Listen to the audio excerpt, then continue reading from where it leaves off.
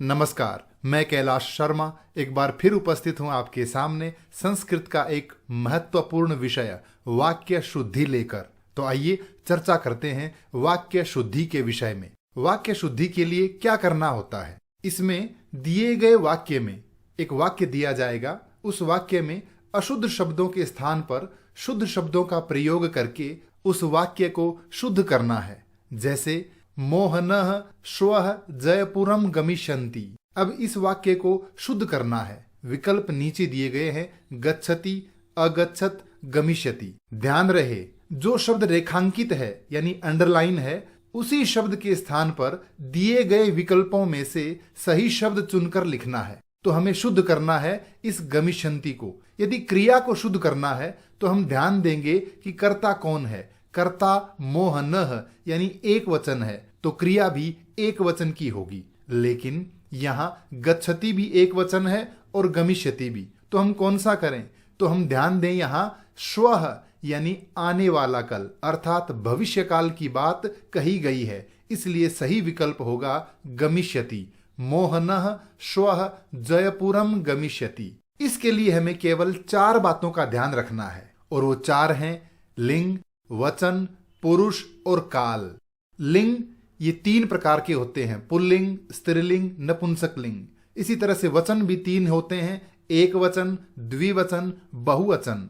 पुरुष भी 3 होते हैं, प्रथम पुरुष, मध्यम पुरुष, उत्तम पुरुष। और काल भी 3 होते हैं, वर्तमान काल, भूतकाल, भविष्य काल। तो आइए सबसे पहले जानते हैं पुरुष व वचन संबंधी अशुद्धि के विषय में। इसके लिए पुरुष व वचन के अनुसार कर्ता व क्रिया का ज्ञान होना आवश्यक है। तो आइए पुरुष व वचन संबंधी कर्ता के विषय में जानते हैं। ध्यान रहे, पुरुष 3 प्रकार के होते हैं, प्रथम पुरुष, मध्यम पुरुष, उत्तम पुरुष।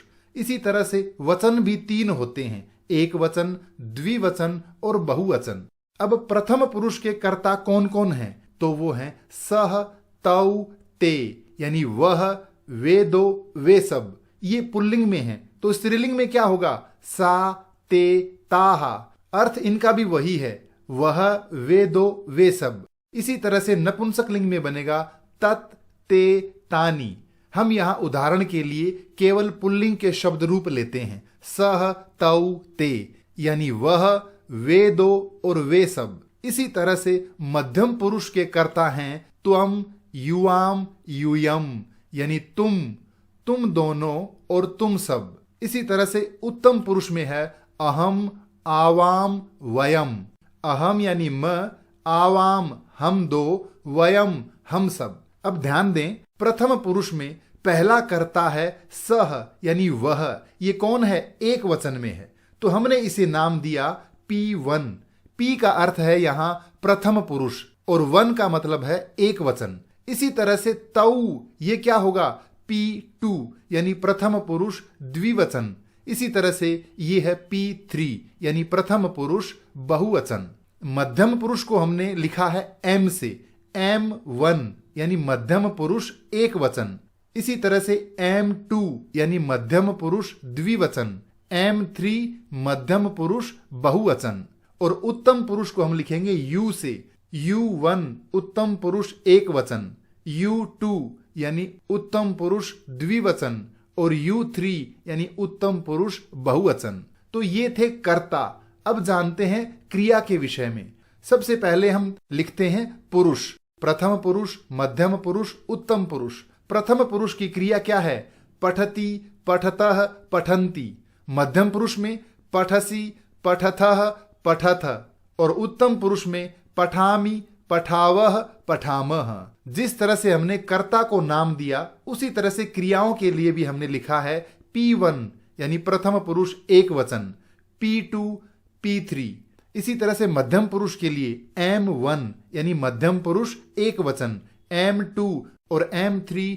इसी तरह से उत्तम पुरुष के लिए U1 उत्तम पुरुष एक वचन, U2 और U3 उत्तम पुरुष बहुवचन। अब ध्यान रहे, यदि कर्ता P1 है तो क्रिया भी P1 की ही होगी। आइए कुछ उदाहरण देखते हैं। सबसे पहले ये टेबल यहाँ पे लिख देता हूं, जिससे हमें कर्ता और क्रिया के विषय में ध्यान रहे। एक उदाहरण लेते हैं। सह पठंती, इसमें पठंती को शुद्ध करना है। यदि क्रिया को शुद्ध करना हो तो हम कर्ता पे ध्यान देंगे।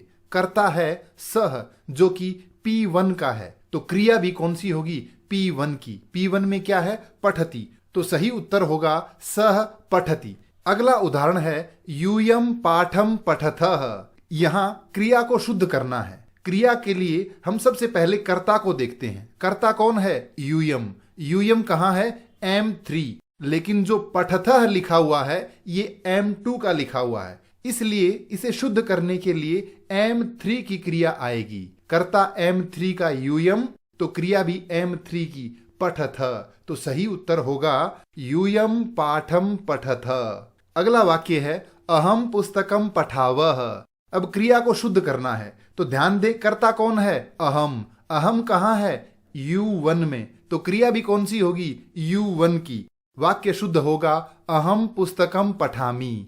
अगला वाक्य है वयम विद्यालयम गच्छामि। अब ध्यान दें, यहां मैंने क्रिया को पठ धातु से गम धातु गच्छ यानी जाना बना दिया है, तो क्रियाएं बदलती रहेंगी, लेकिन हमें ये पैटर्न जो है वो ध्यान रहना चाहिए। जैसे वयम विद्यालयम गच्छामि, तो इसमें क्रिया को शुद्ध करना है। कर्ता कौन है? वयम, जो कि U3 का है, तो क्रिया भी कौन सी आएगी? U3 की, यानी पठामह, तो गच्छ धातु का क्या बनेगा? गच्छामह, तो शुद्ध वाक्य होगा वयम विद्यालयम गच्छामह। इसी तरह से अगला वाक्य है तौ लेखम लिखन्ति। शुद्ध करना है क्रिया को, तो कर्ता पे ध्यान दें। तौ, तौ कहां है? P2 पे, तो क्रिया भी कौन सी होगी? P2 की, तो वो है पठतः, तो लिख धातु से क्या बनेगा? लिखतः, तो शुद्ध वाक्य होगा तौ लेखम लिखतः। अगला उदाहरण है त्वम गीतम गायति। शुद्ध करना है क्रिया को, तो कर्ता पे ध्यान दें। कर्ता कौन है? त्वम, यानी M1 का, तो क्रिया भी कौन सी होगी? M1 की। M1 में यहां क्या है? पठसी, और यहां पे धातु क्या है? गाना, गई धातु, तो इसमें क्या बनेगा? गायसी। त्वम गीतम गायसी। तो ये था पुरुष और वचन संबंधी अशुद्धियों के विषय में। आगे बढ़ते हैं लिंग संबंधी अशुद्धि। ध्यान रहे संस्कृत में 3 लिंग होते हैं। कौन से? पुल्लिंग, स्त्रीलिंग और नपुंसक लिंग। कुछ शब्दों के विषय में देखते हैं। पुल्लिंग शब्द जैसे राम, ये कोई व्यक्तिवाचक शब्द हो सकते हैं। बालकः, ये जातिवाचक शब्द। वृक्षः, इसी तरह से हरि, गुरु, पितृ यानी पिता, ये पुल्लिंग शब्द हैं। इसी तरह से रमा, बालिका, लता, मति, वधू, मातृ यानी माता, ये स्त्रीलिंग शब्द हैं। और फलम, मधु, जगत, जलम, वारी इत्यादि ये नपुंसक लिंग शब्द हैं। तो आइए इनके भी कुछ उदाहरण देखते हैं। सबसे पहले एक वाक्य लेते हैं जलः एव जीवनम अस्ति। जल ही जीवन है। ध्यान रहे जल नपुंसक लिंग है, तो वाक्य शुद्ध होगा जलम एव जीवनम अस्ति। अगला वाक्य है बालकाः उद्याने फलान खादन्ति। बालक बगीचे में फल खा रहे हैं। फल शब्द है नपुंसक लिंग, उसका बहुवचन में बनेगा फलानी, तो शुद्ध वाक्य होगा बालकाः उद्याने फलानि खादन्ति। एक और उदाहरण लेते हैं विद्यालयस्य समीपे वृक्षाणि सन्ति। विद्यालय के पास बहुत सारे वृक्ष हैं, लेकिन वृक्ष शब्द पुल्लिंग है, उसका बहुवचन में बनेगा वृक्षाः, तो शुद्ध वाक्य होगा विद्यालयस्य समीपे वृक्षाः सन्ति। इस तरह से हम लिंग संबंधी अशुद्धियों को दूर कर सकते हैं। आगे बढ़ते हैं काल यानी समय अर्थात लकार संबंधी अशुद्धियों के विषय में जानने के लिए। ध्यान दें 3 काल होते हैं। कौन से? वर्तमान काल, भूतकाल, भविष्य काल। कुछ ऐसे शब्द हैं जिनसे वर्तमान काल की पहचान हो सकती है, जैसे अद्य यानी आज, अधुना अब, संप्रति और सांप्रतम, इनका अर्थ भी है अब या इस समय। इसी तरह से भूतकाल से संबंधित कुछ शब्द हैं ह्यः यानी बीता हुआ कल, गत दिने बीता हुआ दिन, गत मासे बीता हुआ महीना, और विगत वर्षे यानी पिछले बीते हुए वर्ष में। इस तरह से भविष्य काल के लिए जैसे श्वः यानी आने वाला कल, आगामी दिवसे यानी आने वाले दिन में, आगामी मासे, आगामी वर्षे। तो इन शब्दों के आधार पर हम काल का पता लगा सकते हैं। ध्यान रहे, वर्तमान काल के लिए हम लट लकार का प्रयोग करते हैं, भूतकाल के लिए लंग लकार का और भविष्य काल के लिए लृट लकार का।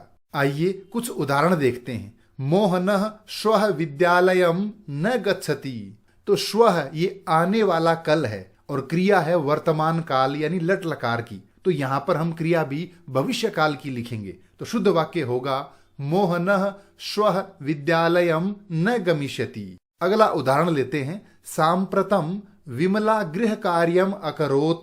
ध्यान रहे, सांप्रतम शब्द ये वर्तमान काल को सूचित करता है और क्रिया यहां लिखी हुई है भूतकाल की। तो दोनों में से हमें ठीक किसे करना है? इस क्रिया को। क्यों? क्योंकि इसको ही रेखांकित किया गया है। तो आइए हम यहां वर्तमान काल की क्रिया लिखते हैं। वाक्य होगा सांप्रतम विमला गृह कार्यम करोति। इस समय विमला गृह कार्य कर रही है। अगला उदाहरण है गत मासे बालकाः भ्रमणार्थम गमिष्यन्ति। गत मासे ये शब्द भूतकाल की तरफ इशारा कर रहा है, तो क्रिया भी भूतकाल की होगी। तो शुद्ध वाक्य होगा गत मासे बालकाः भ्रमणार्थम अगच्छन्। पिछले महीने बालक घूमने के लिए गए थे। ये था आज का विषय वाक्य शुद्धि। वाक्य शुद्धि से संबंधित कोई भी प्रश्न हो तो कृपया कमेंट्स में लिखकर अवश्य पूछें। धन्यवाद।